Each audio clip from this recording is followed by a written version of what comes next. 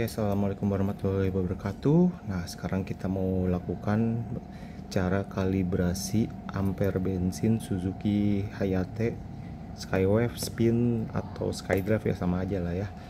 Nah, ini kondisinya adalah ampere bensin baru dan pelampung bensin juga baru. Sebenarnya kalau pelampung bensin bukan baru ya, tapi kita ganti, ada beberapa part yang diganti, udah direkondisi lah ya.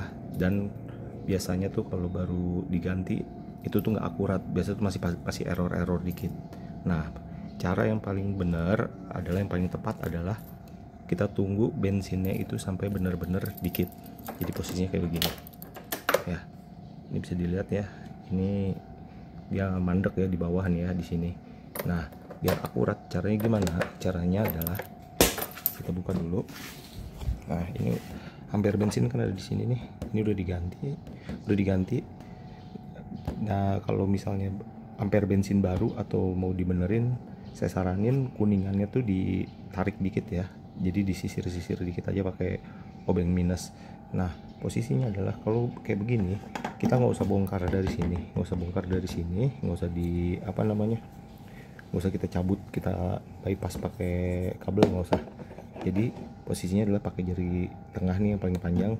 Nah, ini dapat nih, kedengeran kan? Nah, caranya adalah kita nyalain dulu.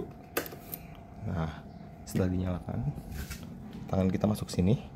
Nah, kita dapetin ininya, terus kita tarik ke atas kayak gini. Nah ya, dia kalau kalau kuningannya ditegakin, itu dia bakal lebih cepat, bakal responsif kayak begini nih. Tunggu sampai mentok ya. Setelah mentok, kita turunin dulu, kita lepas, jangan sampai turun, sampai tengah aja, udah sampai tengah, baru kita naikin lagi. Nah, kayak gini. Tunggu ya, lakukan beberapa kali ya. Pas lagi, sambil kita dorong juga boleh ininya dari dalam supaya dia cepat turunnya. Udah nyampe tengah, naikin lagi. Nah, udah naik, dah kita lepas aja, udah nggak usah dipegang lagi. Nah, tunggu dia sampai turun sendiri. Nah, biasanya tuh kalau baru ganti dia tuh nggak langsung akurat.